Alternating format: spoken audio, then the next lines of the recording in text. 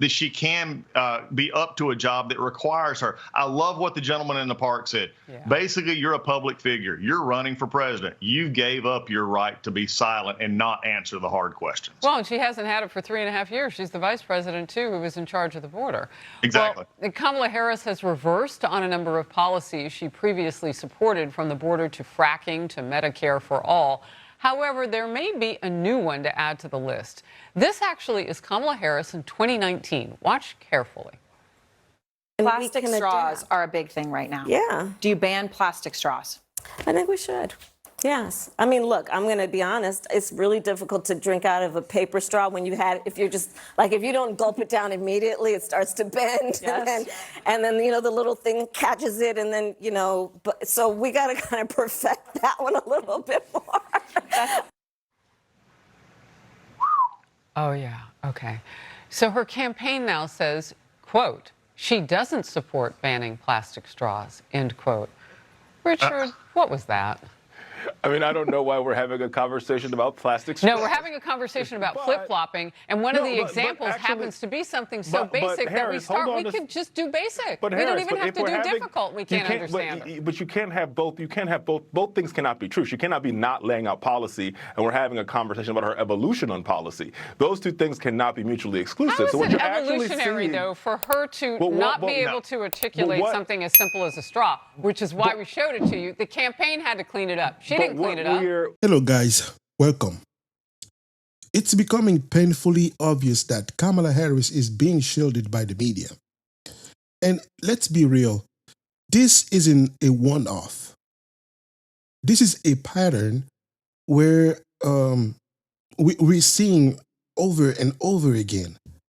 Every time there's a tough question or a controversial topic, it's like her team hits the mute button and suddenly someone else is doing the talking for her.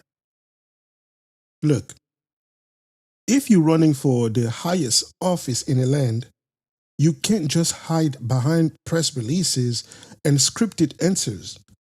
Kamala Harris is running a basement campaign, and it's clear they're not going to let her face tough questions. Why? Because they know it will destroy her image.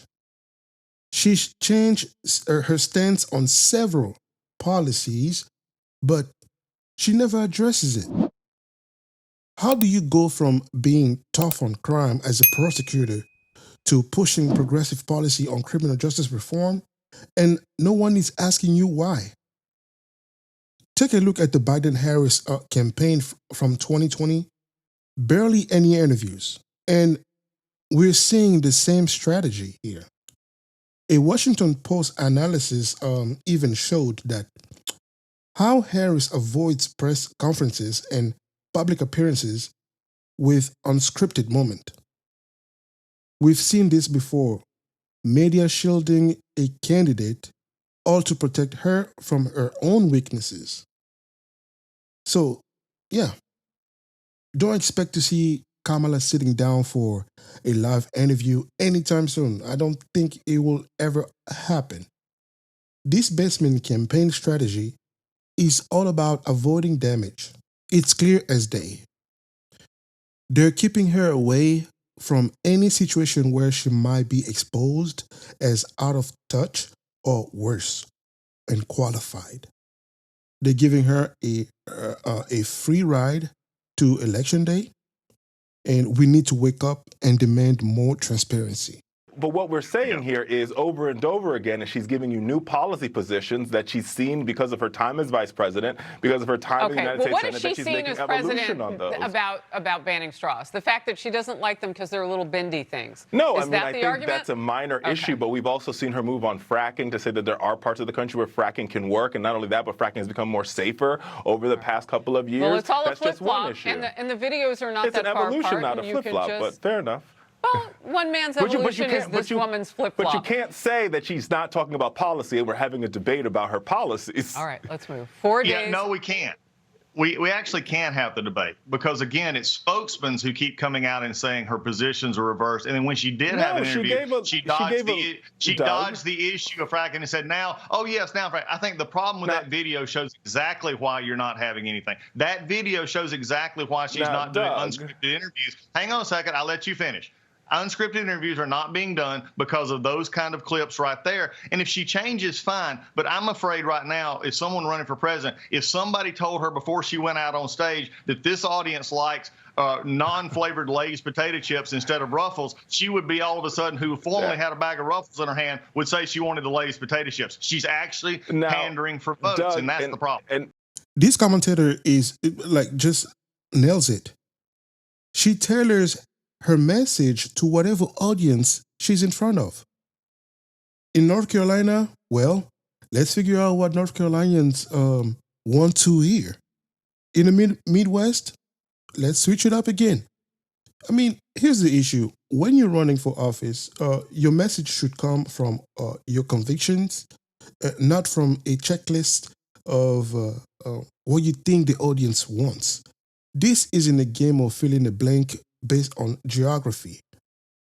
Kamala's campaign has been filled with moments where she appears inconsistent or outright contradictory, especially when you compare her earlier stances to what she's saying now.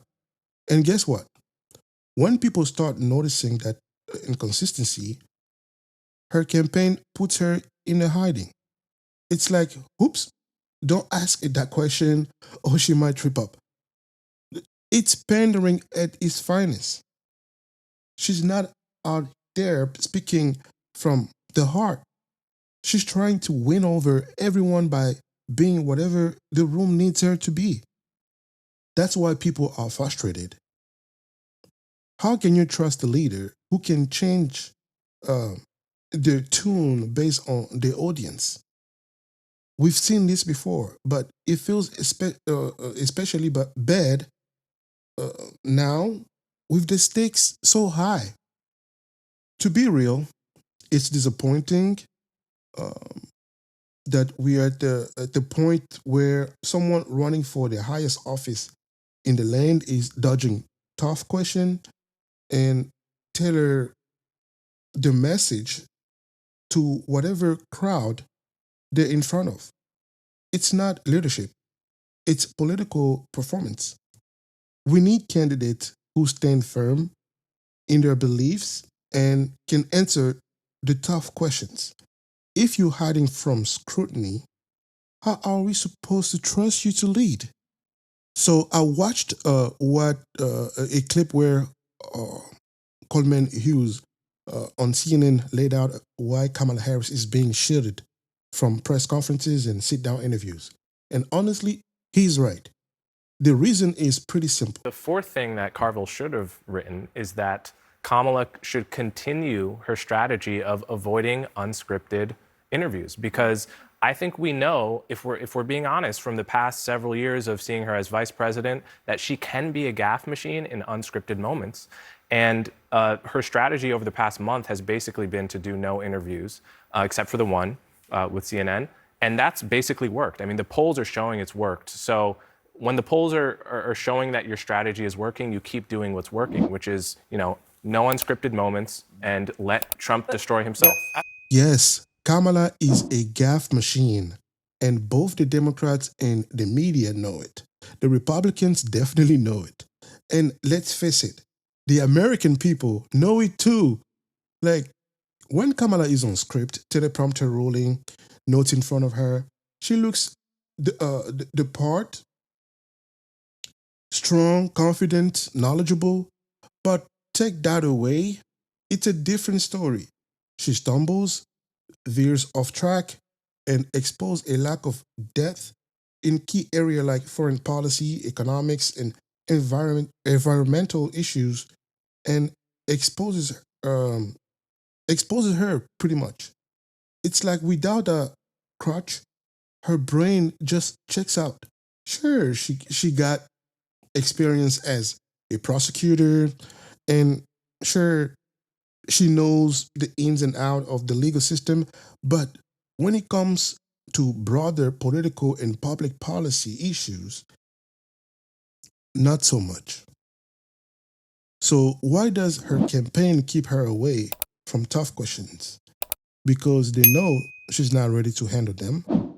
It's all about optics, and they don't want her to be exposed. They want her to maintain that image of being polished and in control. But we all know that's only true when she's got her teleprompter in front of her. At the end of the day, we need leaders who can stand on their own 2 feet, who can answer tough questions without a script. If Kamala can't do that, what does that say about her readiness to lead? So that's my take for today. I want to hear from you. What do you think? Drop your thought in the comments below. And as always, don't forget to like, share, and subscribe for more content like this. Stay tuned.